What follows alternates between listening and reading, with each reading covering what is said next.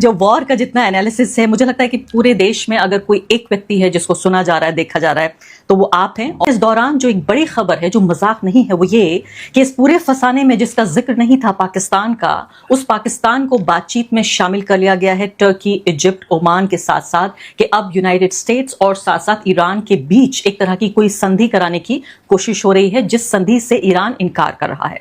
तो आखिर ऐसा क्यों हो रहा है? दूसरी बड़ी बात कि पाकिस्तान जो भारत का पड़ोसी देश होने के साथ साथ हम उसे तथाकथित दुश्मन देश भी कहते हैं। मोदी जी हमारे खामोश सिर्फ तूफान का नजारा कर रहे हैं दूर से, और उधर हम देख रहे हैं कि पाकिस्तान की सरकार, पाकिस्तान की सेना एक तरह का बड़ा स्टेक होल्डर बन गई है। एक ऐसे इवेंट में, मैं इसको इवेंट खासकर जानबूझ के कह रही हूं, एक ऐसी घटना में जो शायद पिछले 10 साल की सबसे महत्वपूर्ण घटना है। मेरे साथ इन मुद्दों पर चर्चा के लिए इस वक्त बेहद खास मेहमान मौजूद हैं। प्रवीण साहनी जी, आप सबके प्यारे, मैं कहूंगी कि हमारे दर्शकों के दुलारे, और ये एक कॉम्प्लीमेंट में आप किसी साथ शुरुआत करना चाहती हूँ। लेकिन मुझे ये बताइए, पाकिस्तान ये कहां से आया? कैसे पाकिस्तान का दखल यहां पर हो रहा है? इस पूरी जंग में पाकिस्तान को तो अपने घर के अंदर जो है संभालना मुश्किल हो रहा था। लोग अयतुल्लाह अली खामनेई की जब हत्या उनकी की गई तो कॉन्सुलेट को जला दिया गया, यूएन के ऑफिस पे हमला कर दिया गया, एक राइट वाली सिचुएशन हो गई थी। अचानक शांति का मसीहा कैसे बन गया पाकिस्तान?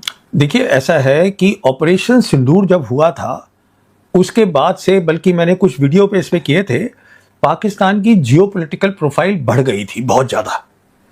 और हुआ ये था कि जैसे आज हम जानते हैं, दुनिया जो है वहाँ पे 3 बड़ी ताकतें हैं। पाकिस्तान एक इकलौता कंट्री है जिसके रिश्ते तीनों बड़ी ताकतों के साथ नॉर्मल है और अच्छे हैं। चीन के साथ अच्छे हैं बहुत, वो तो है ही हैं। अमेरिका के साथ उनके रिश्ते बहुत अच्छे हैं।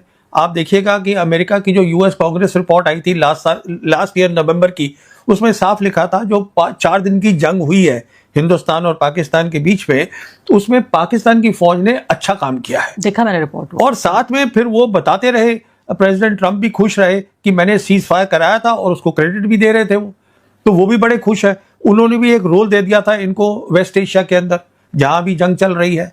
अच्छा, रशिया भी उनके साथ क्लोज रिलेशन करना चाहता है। कहने का मतलब ये है कि तीनों बड़ी ताकतें, उनके साथ उनके रिश्ते बहुत अच्छे हैं। और फिर जैसे हम जानते हैं, पिछले साल उन्होंने एक संधि करी थी सऊदी अरेबिया के साथ, which is the strategic defence partnership agreement that they had done with the Saudis. अच्छा, उसके बाद क्या है, ये इन्होंने शुरू से तालमेल रखा। 28 फरवरी को जब जंग शुरू हुई है तो army chief field marshal Asif Munir, prime minister उनका और विदेश मंत्री, वो तालमेल रख रहे थे ईरान के साथ भी, और सऊदीज के साथ तो है ही, बाकी और ताकतों के साथ भी। ये जो 4 ताकतें इकट्ठी हो गई, जो कि उसमें शामिल हैं आपके इजिप्ट हैं, इजिप्ट अरब लीग का वो इकट्ठा कर सकते हैं, फिर ओमान है, वो जीसीसी कंट्रीज के हैं, फिर टर्की है, उनकी अपनी एम्बिशन है पर वो खिलाफ हैं इजराइल के, और फिर पाकिस्तान है। ये चारों हो गए। फिर आप देखिएगा कि संडे को खबर आई 22 मार्च को कि आसिफ मुनीर की बात टेलीफोन पे ट्रंप से हो गई। उसके बाद 2 दिन के बाद 24 को मोदी जी की हुई है। उसके बाद मोदी जी की हुई है। नहीं, वो अलग है। पहले ये कहानी खत्म कर लें।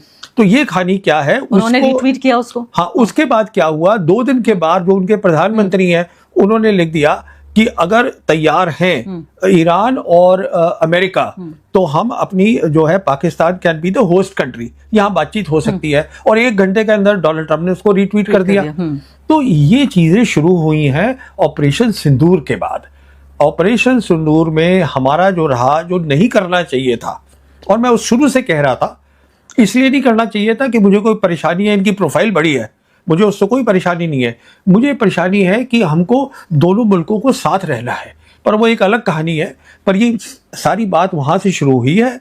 अच्छा, फिर एक तो इनकी तीनों बड़ी ताकतों के साथ रिश्ता अच्छा है, साथ में क्या है, सिक्योरिटी की बात है कि अगर ईरान की टीम आती है नेगोशिएशन के लिए तो वो कहीं जिनीवा तो जा नहीं सकती, ये लैंड बॉर्डर है, यहाँ से गए अपना पहुंच गए पाकिस्तान और ईरान का एक वो भी मिलता है कनेक्शन, बॉर्डर भी मिलता है। तो कहने का मतलब ये है कि ये बेस्ट जगह थी दोनों लिहाज से, अगर आप देखिए। जी हाँ, और मलेशिया के प्रधानमंत्री ने भी बाकायदा उनको कोट ट्वीट करते हुए कहा है कि भाई हमने उनके प्रधानमंत्री का बयान सुना है और मैं इसको सपोर्ट करता हूँ। तो ऐसा लगता है मुझे कि एक तरह से मुस्लिम वर्ल्ड पाकिस्तान को बहुत अहमियत दे रहा है। मैं आपसे सिंदूर पर भी सवाल पूछूंगी, क्योंकि जब ये कनेक्शन बैठ रहा है तो ये भी बहुत समझना जरूरी है। मैं ये समझती हूँ, दर्शक जानते हैं कि ये खास पूरा पॉडकास्ट हमने ऑपरेशन ऑपरेशन सिंदूर पर साहनी जी से बातचीत करते हुए ही किया था, और आप इसको जरूर देखिए। लेकिन यहाँ पर भी मैं दोबारा ये बात करना चाहती हूँ कि मलेशिया के प्रधानमंत्री का सपोर्ट करना, तो ये बताइए कि ऑपरेशन सिंदूर से ईरान की जंग का क्या लेना देना। आपने एक बार ये कनेक्शन बताया था कि ऑपरेशन सिंदूर नहीं होता तो सऊदी अरब के साथ ये डील नहीं होती और सऊदी अरब और पाकिस्तान इतने नजदीक नहीं आते। यहाँ पर कई वेस्टर्न अखबार हैं जो लिख रहे हैं कि पाकिस्तान को ये रोल दिलाने में अमेरिका के साथ उनकी जो कुर्बत है, जो नजदीकी है, वो तो शामिल है ही यूएस की, लेकिन सऊदी अरब ने कहा कि भाई हमारे भाई पाकिस्तान को बुला लीजिए। ये सही बात है? देखिए, सऊदी अरब जो है वो इस समय है दूसरी तरफ, वो है अमेरिका के साथ।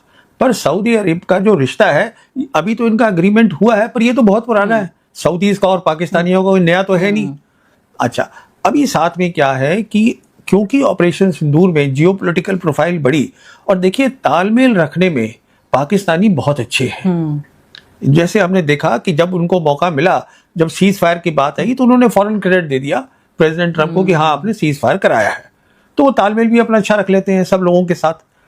तो और फिर न्यूक्लियर वेपन स्टेट है, मुस्लिम कंट्री है, मिलिट्री पावर में भी ताकत आप है। तो बड़ी अच्छी बात कह रहे हैं कि चापलूसी अगर कर दें डोनाल्ड ट्रंप की, तो आप कह रहे हैं तालमेल ना, ना, ना, ना, अच्छा ना, कह रहे हैं। देखिए, आपने मुझसे पिछले इंटरव्यू में जब मैंने कहा कि भाई मोदी जी ये नहीं कह रहे हैं कि खामनेई की हत्या कर दी, या जब तेल खरीदने के लिए हमें इजाजत दे दी रूस से, तो आप कह रहे हैं मोदी जी गुलाम बन गए। मोदी जी झुकेंगे तो आप कहेंगे गुलाम बन गए, अगर नहीं झुक रहे हैं तो आप कह रहे हैं रिश्ते बनाने ना ना ना ना ना ना, आप इस बात को थोड़ा समझिएगा। डोनाल्ड ट्रंप है, उनको ना तो कोई स्ट्रेटजी आती है, ना उनको जियोपॉलिटिक्स समझ में आती है, ना मिलिट्री समझ में आती है। He is a deal maker, उसको अपनी तारीफ चाहिए, और प्रेसिडेंट है अमेरिका के। तो अगर उसने सीज फायर में काम किया है, जो कि किया है, ये भी नहीं है कि पाकिस्तानी झूठ में उनकी तारीफ कर रहे हैं, उन्होंने किया है। इनफैक्ट आप याद करिएगा, जब ऑपरेशन सिंदूर हुआ था तो उन्होंने सबसे पहले ट्वीट किया था कि दोनों लोग जो है वो तैयार हो गए हैं, मतलब अब ये हो गया है, और सीज फायर हो गई है, उसी दिन हुआ। बिल्कुल। तो उनका रोल तो था ही उसमें। नहीं, तो आप चाहते हैं कि मोदी जी इस बात को स्वीकार कर लें भारत की जनता के सामने, वो वक्त और निकल गया, ग्लोबल ऑडियंस के सामने, और चुनाव हार जाएं यहाँ पर? अरे देखिए, वो एक अलग कहानी है। आप चुनाव इज अ सेपरेट थिंग, पर उसका वो वक्त निकल चुका है। हमारे जो है रिश्ते जो है अमेरिका के साथ जो है, वो डोनाल्ड ट्रंप पर्सनली खुश नहीं है। आपने पिछले 15 मिनट में 3 बार बोला है कि जियोपॉलिटिकल प्रोफाइल पाकिस्तान का बेहतर हुआ है। मुझे आसान शब्दों में समझाइए, क्या मतलब है इस बात का? जी, इसका मतलब ये हुआ कि आज जो है वो 4 दिन की लड़ाई के बाद, मैं आपके दर्शकों को ऐसे समझाता हूं कि दुनिया बदल रही है। एक ऑर्डर जो था, जो यूनिपोलर वर्ल्ड होती थी, जहां अमेरिका सुपर पावर होता था, अमेरिका तय करता था कि कैसे रूल्स बनेंगे, इंस्टीट्यूशंस क्या होंगी, वो उन्होंने तय किया कि ये वर्ल्ड बैंक है, IMF है, WTO है, UN है, ये सब चीजें अमेरिका की बनाई हुई हैं, तो उनके रूल चलते थे। अब दुनिया जो है वो मल्टीपोलर हो गई है, और उसमें 3 बड़ी ताकतें आ गई हैं। तो अभी क्या हो रहा है कि अब वो रूल खत्म हो रहे हैं, अब नए रूल बनने हैं। जब एक वर्ल्ड ऑर्डर खत्म होता है और दूसरा शुरू होता है, तो मिलिट्री ताकत की अहमियत होती है, क्योंकि रूल टूट रहे हैं। इसका मतलब है और खुली छूट मिल रही है सब मुल्कों को, तो उनकी जो अंदर की रंजिश है, प्रॉब्लम्स है, मिलिट्री पावर बहुत इंपॉर्टेंट बन जाती है। अच्छा, ऑपरेशन सिंदूर के अंदर अमेरिका ने यह तय किया है कि पाकिस्तान ने अच्छा काम किया है, बेहतर किया है इंडिया से। हमारा अपना नैरेटिव है, पर अमेरिका ने यह तय करा है, और अमेरिका जो है 3 में से एक बड़ी ताकत भी है। तो यहाँ बात ये हो रही थी कि ये जंग दुनिया को तबाह करेगी, अब बात ये हो रही है कि ये जंग दुनिया को नई शक्ल दे रही है। न्यू वर्ल्ड ऑर्डर को अगर मैं हिंदी में ट्रांसलेट करूं तो हमें नई दुनिया मिल रही है, नई दुनिया या दुनिया की नई तरतीब मिल रही है हमें। देखिए, एक बहुत बड़ी चीज हो रही है। अमेरिका, देखिए, जो यूक्रेन की लड़ाई है, वहां पे जो चीज नहीं हुई वो यहां हो रही है, और मैं बताता हूं यहां क्या हो रहा है। एक वो ताकत जो बाइपोलर जब वर्ल्ड थी, कोल्ड वॉर जिसने जीती, सिंगल पावर थी यूनिपोलर वर्ल्ड के अंदर, दुनिया की सबसे बड़ी पावर थी। तो 2 उनमें खास बातें थी। क्या है अमेरिका की 2 खास बातें? एक तो है उनकी मिलिट्री ताकत, इकलौता कंट्री है जिसके 800 मिलिट्री बेसेस दुनिया के अंदर है। अच्छा, लेकिन उससे पहले मैं ये पूछना चाहती हूँ कि अभी जो संधि की बात हो रही है जिसमें पाकिस्तान तथाकथित रूप से हीरो बनने की कोशिश कर रहा है, इंसाफ का, शांति का वो मसीहा, जिसे हम ये कहते हैं कि भाई ये तो टेररिस्तान है, हमें जो है टेररिज्म का प्रायोजक है, भारत में टेररिस्ट भेजता है, ये तमाम चीजें हम कहते रहे और हम चाहते थे सिंदूर के बाद कि पाकिस्तान को अलग थलग कर दिया जाए, पाकिस्तान को दुनिया में आइसोलेट किया जाए। हमने पूरा जत्था भेजा मेंबर ऑफ पार्लियामेंट्स का, पूरी दुनिया में लोगों को भेजा और ये कन्विंस करने की कोशिश की कि पाकिस्तान एक खराब मुल्क है। वो सब तो हमारे सामने काम नहीं आ रहा है। मुझे ये बताइए फिलहाल कि जब ये संधि तैयार ही नहीं हो रहा है ईरान, तो फिर क्या बातचीत हो रही है? देखिए, ऐसा होता है कि आपको ये भी पता चला होगा, जो रिपोर्ट आई है कि अमेरिका ने कहा है अब बात करने के लिए तैयार है और हमारा 15 पॉइंट का पीस प्लान है। अरे भाई, जो जीती हुई होती है साइड वो बताएगी कि मेरा प्लान क्या है, कि जो चाहती है कि अच्छा आप सोचिए अमेरिका आज क्यों चाहता है बात करना, क्योंकि अमेरिका को लग रहा है, समझ में आ गया है कि आप ईरान को नहीं हरा सकते। ये समझ में आ गया उनके, इसलिए वो यहां से निकलना चाहते हैं। ये कब हुआ था आखिरी बार इतिहास में कि वेस्ट एशिया में एक मुल्क इतना ताकतवर हो गया कि उसने दुनिया के सबसे ताकतवर, क्योंकि इजराइल को नहीं हराया, यहाँ यूनाइटेड स्टेट्स ऑफ अमेरिका को हराया है। आप मुझे बताइए कि ये कब हुआ था इतिहास में और आप इसको कितनी बड़ी घटना मानते हैं? तो ऐसा है, ये पहले हो भी नहीं सकता था और उसका कारण ये है, जैसे मैं आपसे कह रहा हूं, आज 3 बड़ी शक्तियां हैं, एक नहीं है। पहले ऐसे कभी नहीं हुआ कि 3 शक्तियां हों, और जो 2 शक्तियां हैं बड़ी, चाइना और रशिया, एक तो इनकी खुद की काबिलियत है ईरानीज की, बड़े अक्लमंद लोग हैं, इन्होंने 20 साल की तैयारी करी है, अंडरग्राउंड टनल्स बनाए हैं, दिमाग है और साथ में मदद आई है। तो जब मल्टीपोलर वर्ल्ड नहीं होती तो शायद ये नहीं होता, कुछ भी नहीं होता। और इनके ड्रोन जो है वो रूस तक इस्तेमाल कर रहा है। नहीं, वो देखिए शायद ड्रोन नहीं, वो शायद वो एक अलग, आई डोंट, या but that's a different thing. Main चीज क्या है कि देखिए जो डिस्टेंस है ईरान का और इजराइल का, वो 1000 किलोमीटर है। अब 1000 किलोमीटर पे अगर आप ड्रोन भेज रहे हैं और वो स्लो स्पीड पे जा रहे हैं तो वो उसको जैम कर सकते हैं, पर वो नहीं कर पा रहे। उसका कारण क्या है कि चाइनीज की मदद आ रही है। चाइनीज के जो सैटेलाइट्स हैं, एक तो वो उसको गाइड कर रहे हैं ड्रोन्स को, और जो जिसको हम कहते हैं जैमिंग कैपेबिलिटी, जिसको इलेक्ट्रॉनिक वॉरफेयर कहते हैं, जो ग्राउंड की इलेक्ट्रॉनिक वॉरफेयर है अमेरिका की और इजराइल की, जो इजराइल में लगी है, उससे ज्यादा शक्तिशाली उनके सैटेलाइट्स हैं, वो उसको जैम नहीं होने दे रहे। बड़ी शानदार बात आप बता रहे हैं। तो क्या ये कुछ ऐसा ही है जैसा हमने सिंदूर के वक्त सुना था? मुझे ऐसा लगता है कि ये कहानी मैं सुन चुकी हूँ। तो आप बिल्कुल सही कह रही हैं, आप ये कहानी सुन चुकी हैं, और मैं इसका एक नतीजा और बता दूं आपको।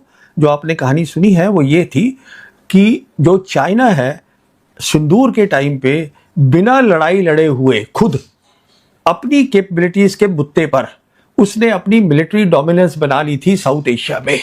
लड़ाई लड़ा था पाकिस्तान। सिमिलरली अब वेस्ट एशिया में बिना लड़ाई लड़े हुए लड़ाई लड़ रहा है ईरान, पर डोमिनेंस जो है मिलिट्री की वो चाइना की बनेगी। और आगे बढ़ने से आयतुल्लाह अली खामनेई की हत्या, उसके बाद आप ये देखिए 165 बच्चियों का, 7 से 12 साल की लड़कियों का नरसंहार कर दिया गया ईरान में। वो तीसरी बात, हमारे ही हिंद महासागर में आके 100 ईरानी फौजियों को डुबा के मार दिया गया। हमारे मुंह से एक शब्द नहीं निकला। इससे ज्यादा हम किसी के खेमे में और क्या जाएंगे? उसके बाद भी मोदी जी को क्यों इस संधि के लिए इन्वाइट नहीं किया गया और पाकिस्तान को किया गया?